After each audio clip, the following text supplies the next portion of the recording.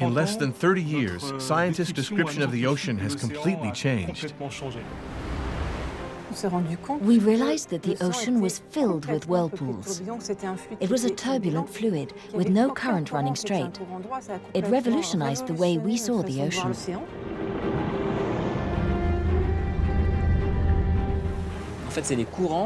In fact, the currents determine the geography of life in the oceans. A burning question today is, what impact will melting ice fields, and therefore a change in the quantity of fresh water, have on the deep thermohaline circulation? The ocean plays a vital role in exchanges with the atmosphere, particularly the absorption of carbon dioxide. So the ocean plays a key role in global climate. The ocean is the most important part of our global climate system. And that's why the research is so intense right now. To understand what happens in the oceans, we'd need to be able to monitor a drop of water through the heart of the oceanic machine and try to decipher the processes that occur.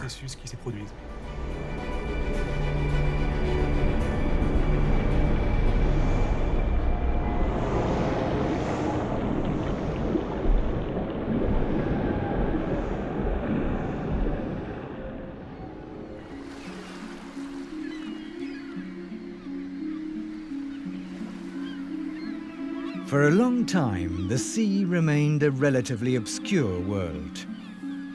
A large fish tank that we'd cross without worrying too much about its internal functioning, and even less about its role in the existence of life. At the end of the 1980s, we knew more about space than about the oceans, which nonetheless cover a cool 70% of our planet. A planet which was showing worrying signs of warming up.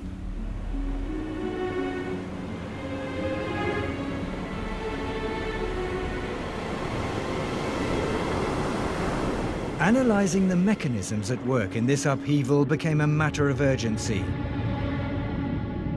So the scientific community turned to the oceans.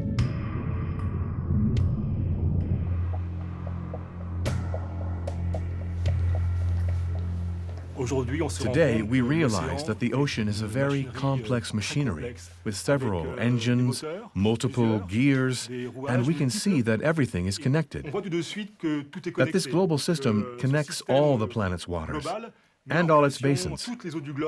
Everything is linked and interconnected. Bruno Blanc is one of the oceanographers who wondered about the movements of water masses, about their journeys all around the world.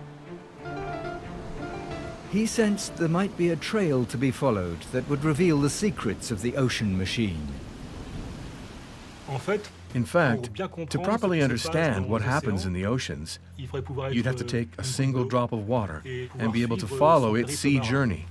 It might fall, for instance, into the ocean, in one of the branches of the Gulf Stream off Ireland, and we'd follow it to the center of the ocean machine and use it to decipher the mechanisms that occur.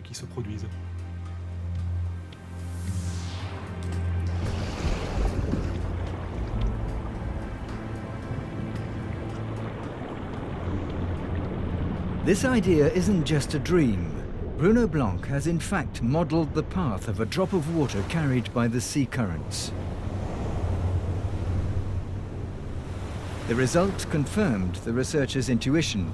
The water droplet will transit through all the oceans on the planet before returning several centuries later to its starting point.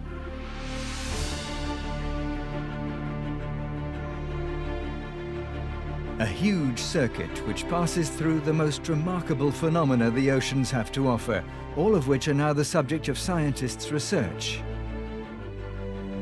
We will tell the story of that voyage. The drop of water heads north, carried by a succession of surface currents which cool in contact with the atmosphere. Cold water, which is denser, will tend to sink into the ocean, and when it arrives in the polar seas, other processes will contribute to making it dive deeper. The voyage leads without further ado to the heart of a phenomenon which influences global climate in its entirety. This happens in the cold season under the ice flow. The ice formed by the freezing seawater throughout the winter expels via gravitation the salt it contains. This produces a heavy, cold brine which sinks to the depths, dragging with it huge quantities of water at more than 10 times the flow rate of all the rivers in the world. This gigantic undersea waterfall acts just like an engine. 2,000 meters further down, it generates a wide conveyor belt of salty, cold water which spreads southwards. This migration is offset on the surface by warmer waters which are pulled northwards. Thus, the thermohaline circulation is created, thermo for temperature and haline for salinity. A vast circuit of currents responsible for transporting heat and therefore for the climatic balance of the planet. In short, our thermostat.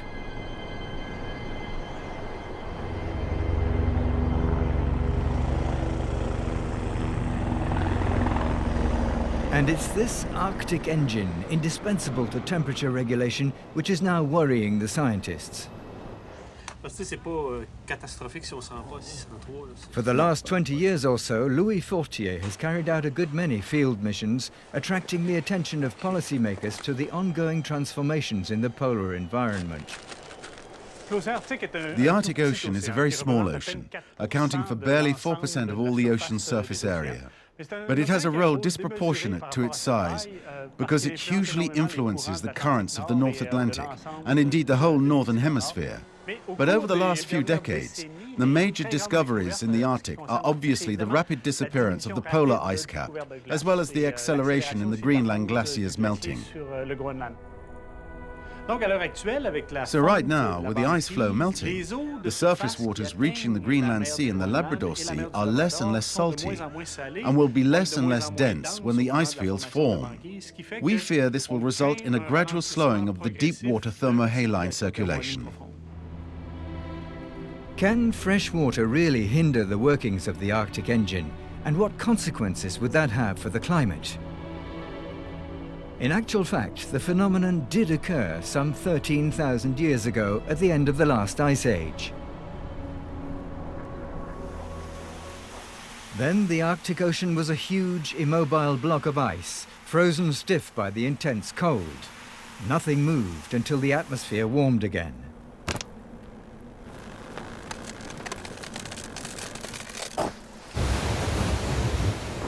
In a few hundred years, the landscape was totally altered. Glaciers melted, the ice fields disintegrated, making way for currents which dragged icebergs in their wake. The Arctic Ocean began to function more or less as it does today. But at the same time, it found itself confronted by massive quantities of fresh water from the melting flows. So what happened? The answer is found in these core tubes of sediment sampled from the bottom of the ocean. They're made up of various strata of materials deposited by currents and drifting ice over time. Here we begin to see deglaciation with intervals marked by sediment, which is far lighter, a light brown. Here, if I had to date the interval between this and that, I'd say that around here we're at 11,000 to 12,000 years before the present day. Claude Marcel has made a speciality out of reading and interpreting these mysterious sedimentary cryptograms. Here he gleans a possible pointer to the disruption threatening the planet. The sediment here is essentially coarse grains. It's therefore probable, as they're several millimeters in diameter, that it's the kind of material usually carried by floating ice or icebergs. This gives a picture of an ocean in which the sea ice has begun to move around again, and the melted water from this sea ice will penetrate the northern seas, in other words, the Norwegian Sea, the Greenland Sea, and then towards the basins of the North Atlantic, and will lessen the salinity of those basins and slow the formation of deep water in the North Atlantic. When the flow rate of the great undersea waterfall slows, the oceanic conveyor belt weakens. Less cold water is sent to the depth. Less warm water is pulled northwards to the surface. The thermostat goes wrong. We'll suddenly have a huge cold snap in the North Atlantic. So for around 1,000 years, almost Ice Age conditions will set in. The ice front in the North Atlantic will shift around 1,500 kilometers south following this episode, which is entirely caused by the Arctic.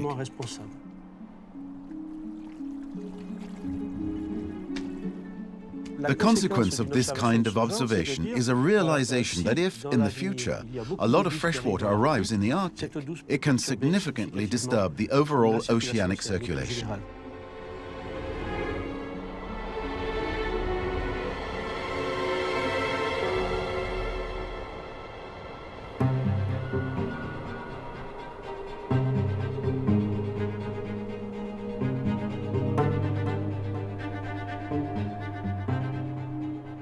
So now we're heading south.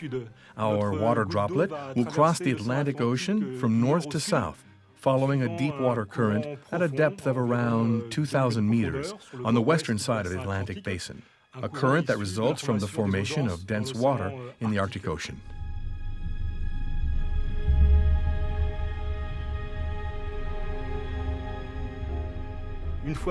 Once we get to the southern hemisphere, we come to a strategic place for the global climate, the Southern Ocean. An ocean whose importance has long been underestimated because it's hard to access and therefore poorly measured. In fact, it's a particularly inhospitable region.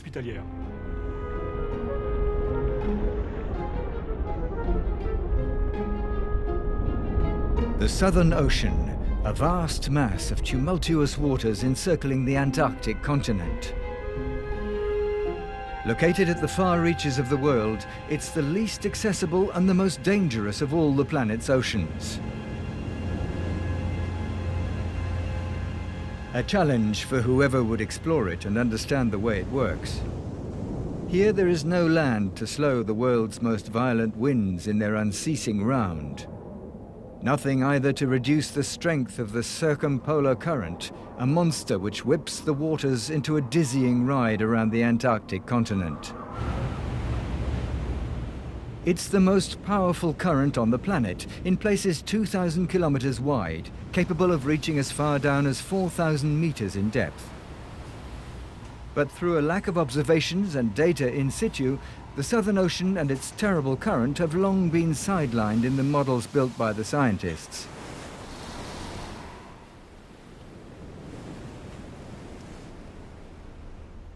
Sabrina Spesh is a researcher who sensed an urgent need to know more about this ocean with the bad reputation.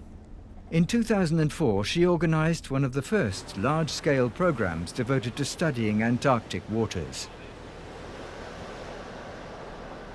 In the 1990s, we realized that this ocean was supplying waters that were very important to the global oceanic circulation. And as these campaigns were very rare, we needed to understand a lot more.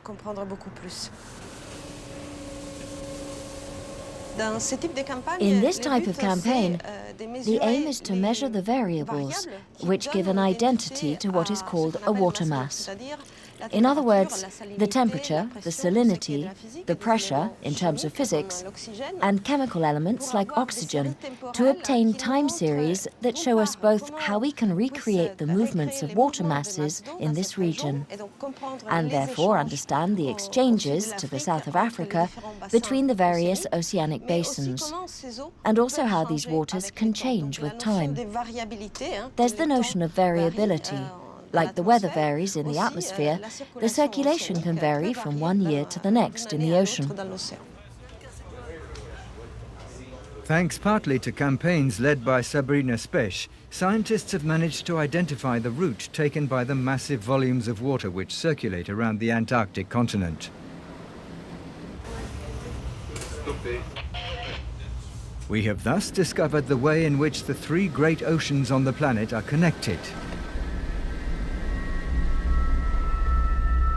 In fact, everything revolves around the circumpolar current, which acts as a transmission belt.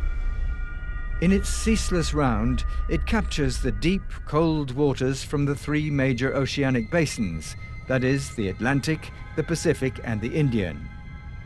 It slowly brings these waters towards the surface and redistributes them from one ocean to the other.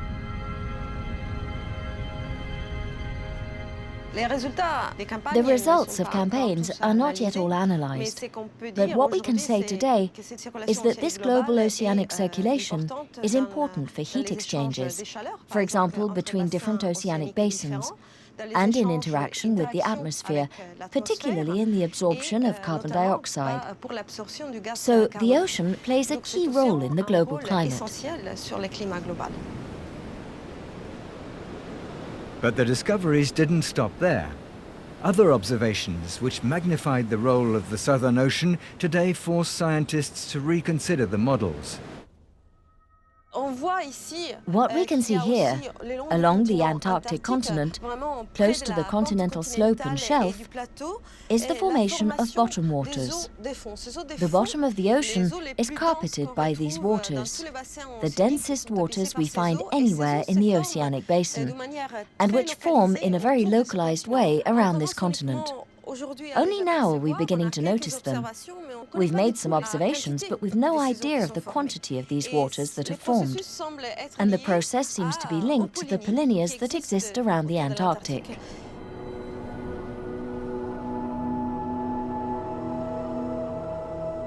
Polynyas are huge stretches of water that are free from ice despite the extreme climatic conditions.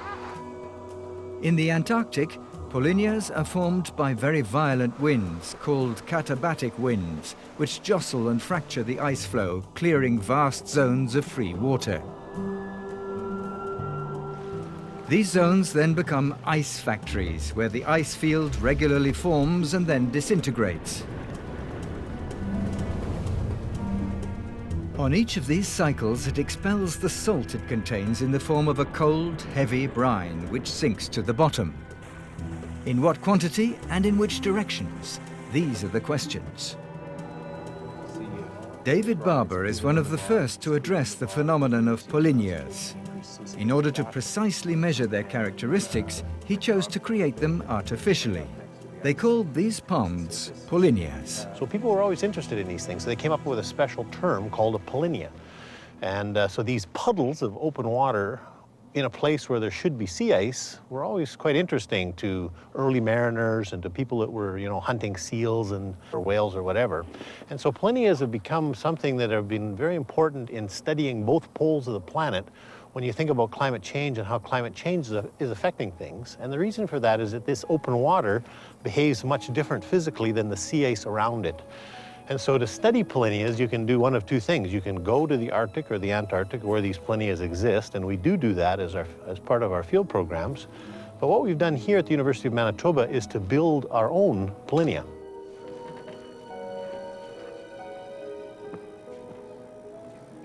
These polynya, they form deep water throughout the year. So even in the middle of winter when it's 40 below zero, and even here at the surf facility, that ice is causing the ocean water underneath to sink towards the bottom of the pool.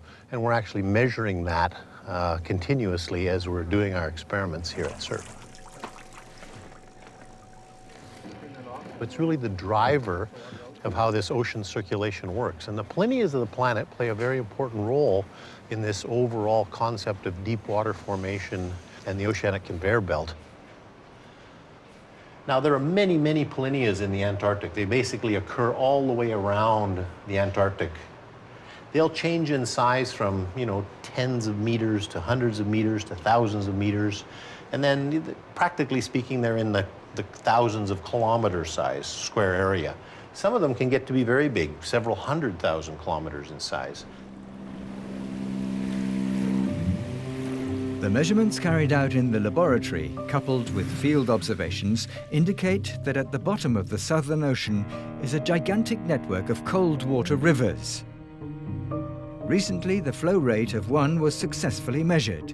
It's equivalent to 60 times that of the Amazon. Thus, these discoveries prove the existence at the South Pole of a second real engine that is involved, as the one at the North Pole, in the global oceanic circulation. Two systems connected in a great conveyor belt that moves a whole network of currents around the world. The ocean is the most important part of our global climate system, and it's the poles that are the engine of our global climate system because of the influence they have on ocean circulation and how this packet moves around the planet when you think about packets of water that are moving around the planet.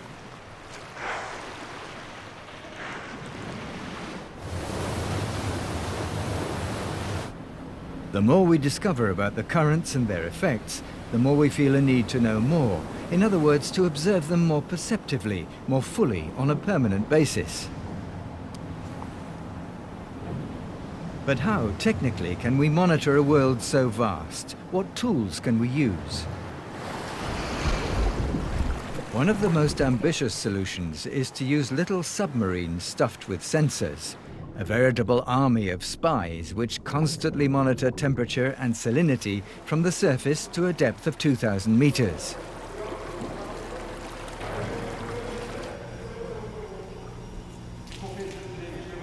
Before being sent on a mission, these little robots are trained here, under the attentive eye of the engineers in charge of the program. To Loïc Petit de la Villéon and Nathanaël Le Breton, the world's oceans have become a vast playground. There's an amazing revolution with this type of Argus program. Before, we'd go off to observe a phenomenon, something very precise.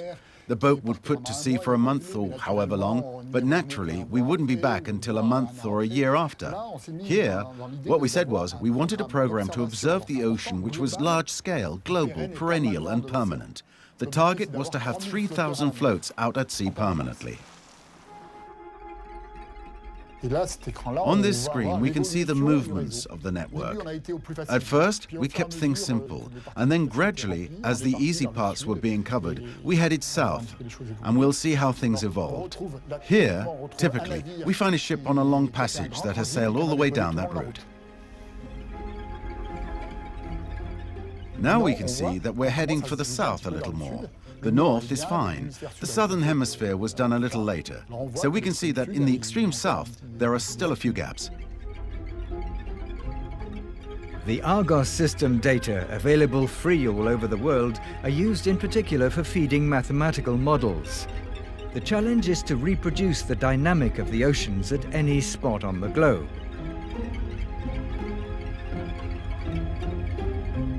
But the problem is, in some zones, these little spies can sometimes be muzzled by the environment itself. Here, our drop of water is journeying under the ice, which is not a problem to the droplet, because of course marine currents do exist under the zone which in winter is covered by sea ice. However, this ice is a major obstacle and unfortunate for the oceanic instruments, the profiling floats, which are supposed to surface periodically and transmit their data to scientists. To combat this, researchers have seized upon another measuring vehicle, which is not scared to go swimming under zones covered in sea ice.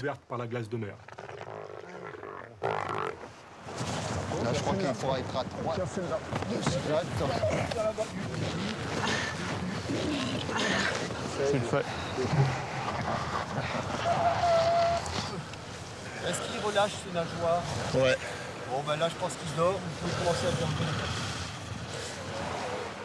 The thing is, these sea elephants are amazing divers.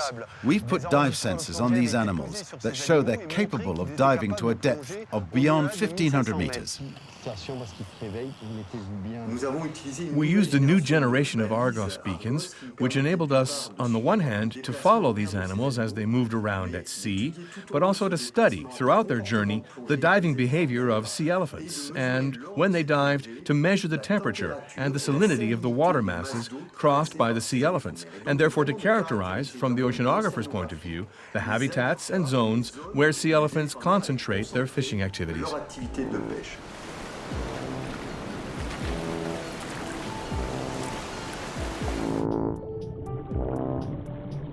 To reach these hunting grounds, this sea elephant heads south and prepares to explore waters covered with ice.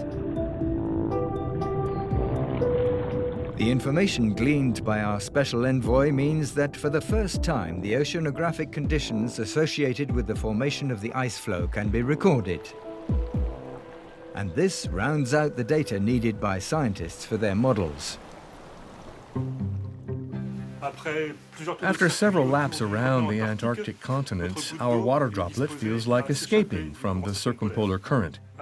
Of course, there are several possible exit gates, but one of the main ones, intensity-wise, is towards the Pacific. As you approach the South American continent, the waters branch off to the north and follow the coastline. First Chile, then Peru. That's the Humboldt Current. And this Humboldt Current allows us to tackle a key phenomenon in the circulation of water masses.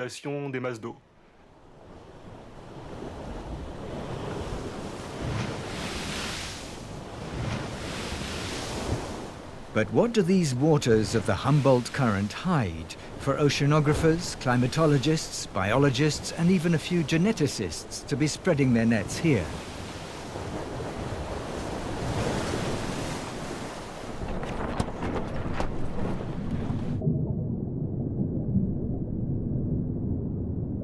For scientists on the Tara expedition, involved in a huge campaign covering all the seas on the planet, there are treasures to be found here.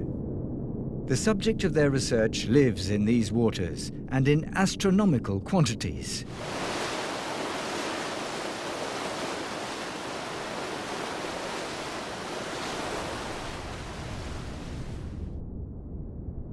This greenish soup is in fact teeming with life. It contains the very origin of our existence, but also that which enables us to live and to breathe on the Earth: plankton. Plankton is very interesting for lots of reasons. First, it's our oxygen-producing machine. 50% of the oxygen that we breathe is produced by plankton. There are also organisms which hold carbon dioxide. In fact, 50% of the carbon dioxide that is discharged into the atmosphere is swallowed up by plankton at the bottom of the oceans. The term plankton covers thousands of different species, in fact, both plant and animal, but which all have one characteristic in common. Their existence is entirely conditioned by the marine currents through which they grow and migrate. On the Peruvian coast, in particular, the exceptional abundance of plankton is due to the upward surge of deep, cold water, very rich in the nutrients needed for its growth. This vertical current of waters, called an upwelling, is generated by the winds which here regularly blow from east to west. It pushes the surface waters, which are warmer, out to sea, and forces the colder bottom waters to rise up towards the coast. Here, the upwelling is directly responsible for an amazing abundance of life in all its forms. Another important thing about plankton is that it's obviously the base of the food chain. The unicellular algae are eaten by zooplankton, which are eaten by the fish, by the whales. So whenever there's a lot of plankton, like at upwellings, there's a lot of life, lots of fish, and so there's lots of fishing.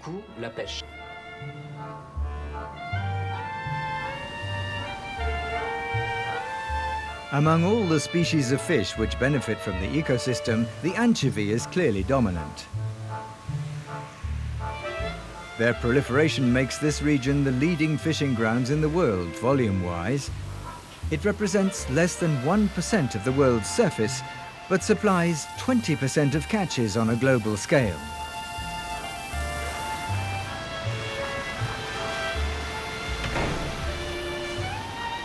But man isn't the only predator to benefit from this manna. Others, like sea lions and great birds, are keen to join the feast. Thus, this vast system, both economic and ecological, has been built around the movement of the waters. The ocean currents here generate not only the food chain upon which men and animals depend, they also give it its instability. And among all this disturbance, the most feared, the most spectacular, is called El Niño.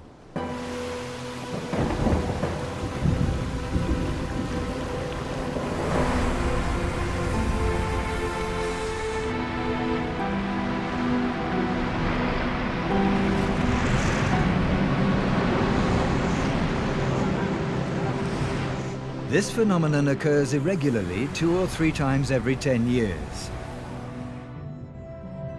It all begins with a change in the wind patterns. The trade winds, which caused the upwelling, slow down and even reverse. This results in the cold waters that would rise up towards the coast being replaced by warm currents returning from the open sea.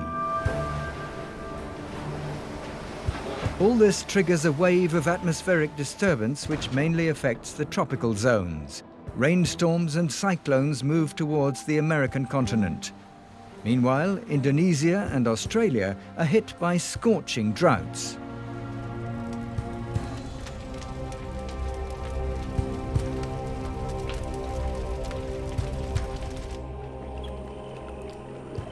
But in Peru, the consequences are also economic and force scientists to increase their vigilance, the better to anticipate the impending disaster.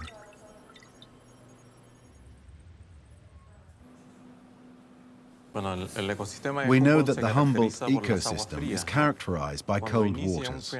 The surface temperature of the seawater is between 13 and 20 degrees Celsius. A change in water temperature, a drop in the production of plankton, the entire ecosystem in Peru is turned upside down. Naturally, this affects the species which feed on the phytoplankton and zooplankton, particularly the Peruvian anchovy.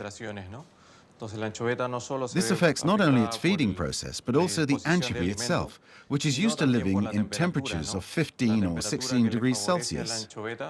And when the El Niño phenomenon comes to the northern zone of Peru, temperatures reach between 25 and 28 degrees Celsius. Under pressure from El Niño, the anchovy is disappearing, and with it 99% of all industrial fishing. This has huge consequences for the country's economy.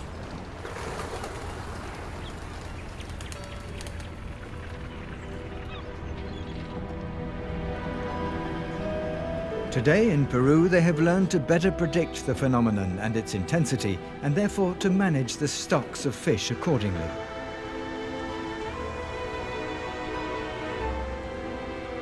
But beyond the local context, El Niño speaks volumes about the power of the link that unites ocean and atmosphere. Such gigantic climate disturbances around the world can be caused by a simple variation of the currents at one point on the globe.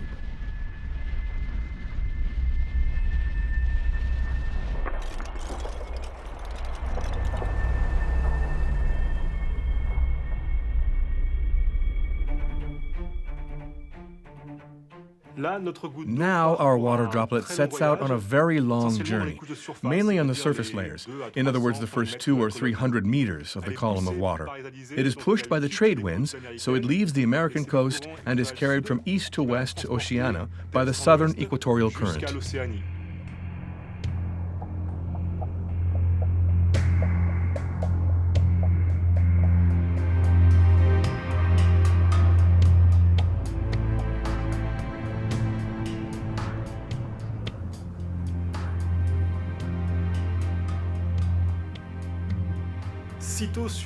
As soon as it gets to the western edge of the Pacific, our drop of water is captured by the equatorial undercurrent, which sends it back towards America. It's a unique current because it flows at a depth of 100 meters, centered on the equator, and it flows in the opposite direction to the surface currents and winds.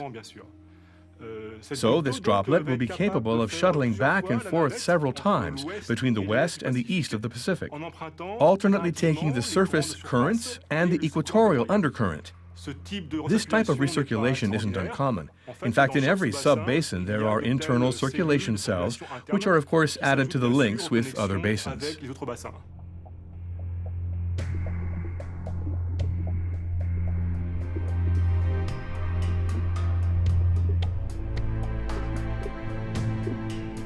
A great merry-go-round which irrigates the oceans with its vital substance, plankton.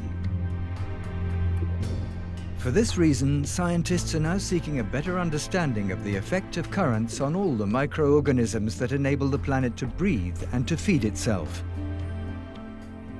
But how to visualize this interaction? how to connect the circulation of waters and the biological diversity of the oceans.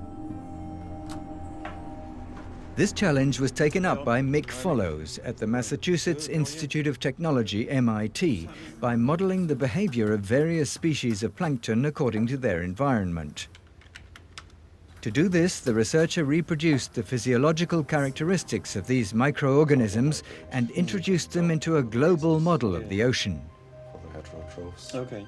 Thus, Mick Follows managed to create a virtual world in which the various communities of plankton live and grow in color, according to the currents and the variations in temperature and salinity, just as things happen invisibly in reality. So this movie shows you something that we can't yet measure efficiently in the ocean, or we probably can, but we haven't done yet, which is the diversity of the phytoplankton. It's been measured at some local spots, but in the model we can ask how many different species are coexisting at any point in time and space. And so this is a pattern of the biodiversity, and we can find that places like the Kuroshio extension here are very high diversity. There are lots of different types of phytoplankton living there concurrently, and that's because of the confluence of currents, the motion of currents, and also the vigorous supply of nutrient resources that happens to coincide in these places. And so this gives you some idea of how the biomes of the ocean. So if you think about looking at the land, and you'll see going from tropical plants to savannas to fir trees on the mountains. This is kind of the analogy for the phytoplankton in the ocean. You're seeing the different biomes as you move around in the ocean and how they vary with space and time.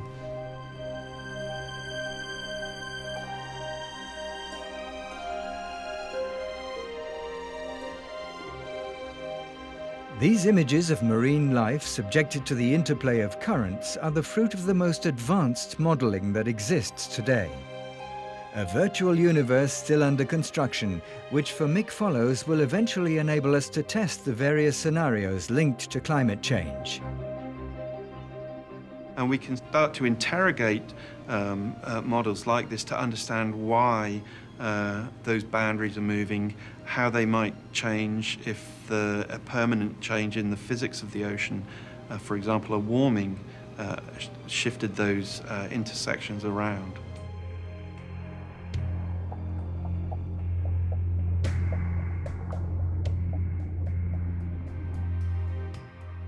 Our drop of water still carries westwards, pushed by the surface equatorial current. Once past Madagascar, the current separates into two branches. The northern branch leads to recirculation in the Indian Basin. But to go towards the Atlantic, the southern branch is more effective and quicker, and our droplet will take the Aguilas current, which is the counterpart to the Gulf Stream for the Indian Ocean, and that current will lead to the southernmost tip of Africa. By penetrating the coastal waters of South Africa, the droplet may well come up against the most spectacular migration of sardines observable on our planet. The phenomenon is linked to the presence of a powerful upwelling. Here, the cold waters from the Southern Ocean are flowing up along the coasts. They form a corridor of water rich in plankton, ritually taken by millions of sardines every year, to the delight of a whole army of predators.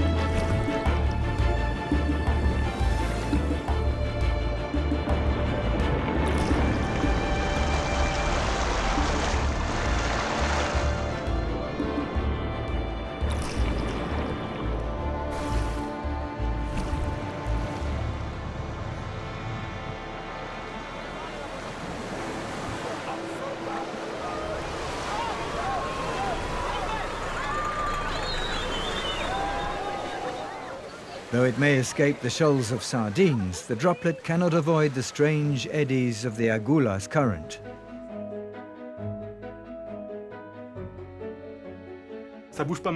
It's moving around a lot.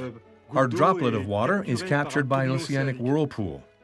This is another phenomenon that has long fascinated scientists, but today we're realizing their importance to the climate and to ecosystems. A whirlpool, but how do you spot them? How do you see them? In reality, such a structure is undetectable from the Earth. Even when you get up high in a plane, more often than not it will remain invisible. And yet the vortex is there somewhere, loaded with a considerable energy, capable of dragging millions of cubic meters of water with it. To determine its existence, you have to go much higher.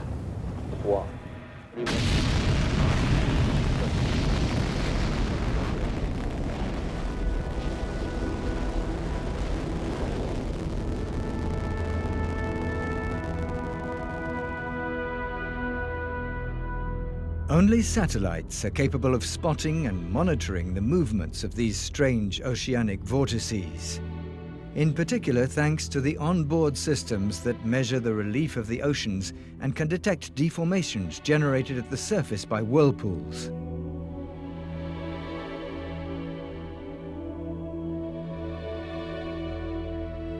For Marina Levy, who studies these structures and their effects on the marine environment, the satellite revealed the scope of a long unsuspected phenomenon. Before, there were boats which knew very well that there were whirlpools, and so they had identified what they called coherent vortices, or in particular Gulf Stream rings. But it was really with height-finding radar that we realized that the ocean was filled with whirlpools. It was a turbulent fluid, with none of its currents running straight. It revolutionized our way of looking at the ocean. There are thousands of whirlpools in the ocean, and all these whirlpools interact with other whirlpools. Some can survive a long time, up to 2 or 3 years, but they take a few weeks or a few months to form.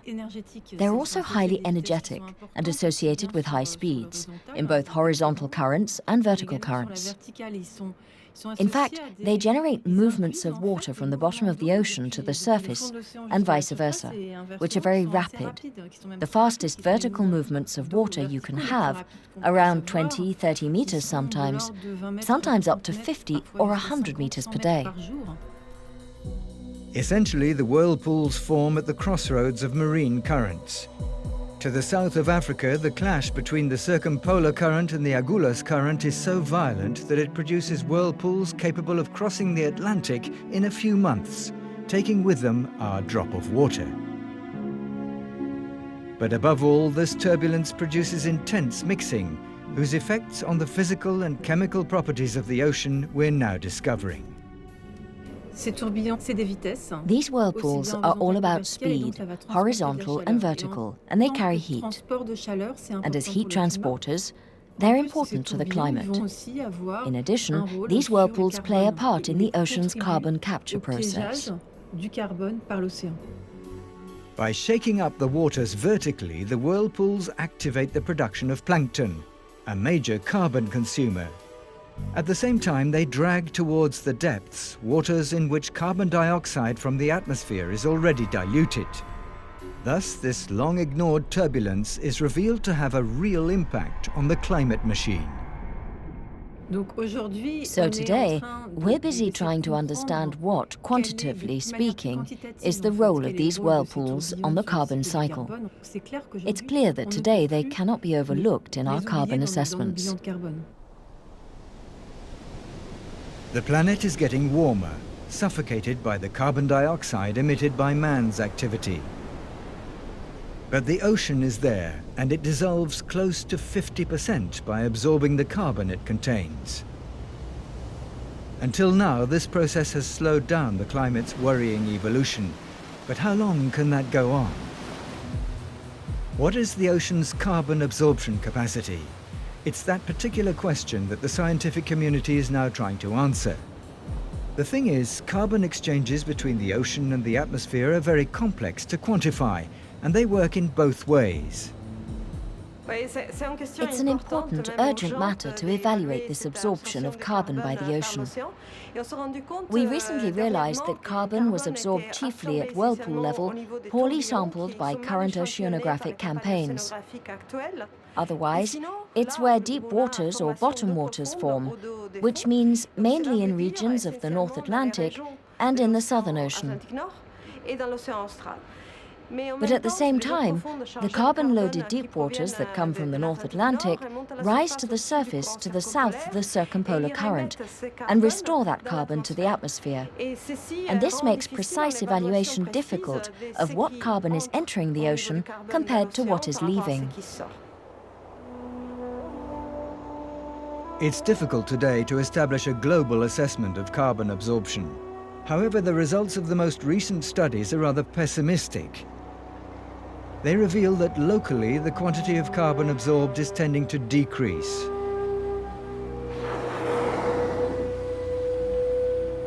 The North Atlantic, for example, absorbs only half what it did 10 years ago. In the Southern Ocean, it's 10 times less. At the same time, the concentration of carbon dioxide in the ocean has greatly increased. Scientists have calculated that by the year 2100 it will triple for the first time in 20 million years. The effect of all this is to gradually increase the acidity of the water and threaten the growth of shellfish and coral organisms.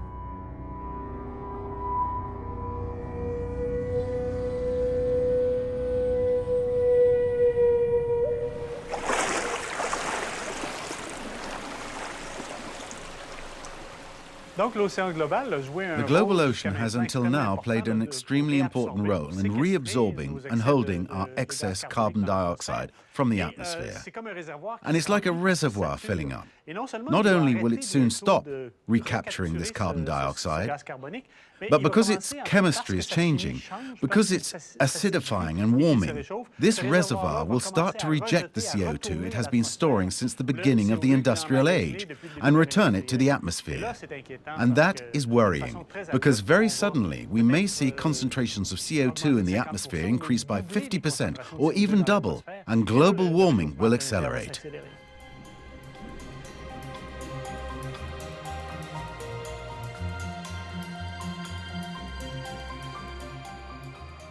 When it comes within range of the South American coasts, the whirlpool has lost most of its energy. It disintegrates and releases its content. So the drop of water is no longer captive, we see it cross the equator, and it is retrieved by the main circulation cellule in the North Atlantic. The Droplets Round the World tour will have taken close to 650 years. However, in line with our new vision of the oceans, we will now have to take a very careful look at the path it takes and watch it follow all the twists and turns of the Gulf Stream, recently rebaptized the Lord of the Rings by the scientists themselves.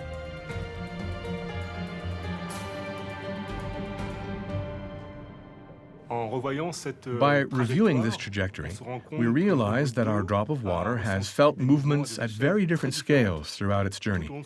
We've seen the scale of the oceanic basin with its circulation cell over the North Atlantic. There's also the very large scale, with our droplet toppling over from one ocean to another. And then there's the small scale, with the droplet caught up in a whirlpool. So the ocean dynamic is a complex puzzle, which is made up of pieces that are very different in size, yet they fit together, complement one another, and interact. So the ideal thing for us today would be for us to represent this whole dynamic digitally, just one model incorporating every scale at once. Even though there's still a long way to go to complete the great virtual model of the oceans, the scientists' work is already showing significant results.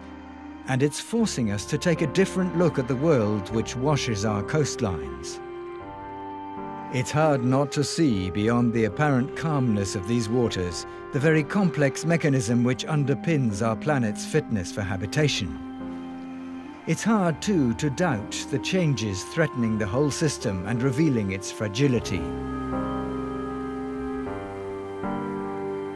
It has never been as clear that our existence, past and future, is intimately linked to the movements which drive the oceans at their very heart.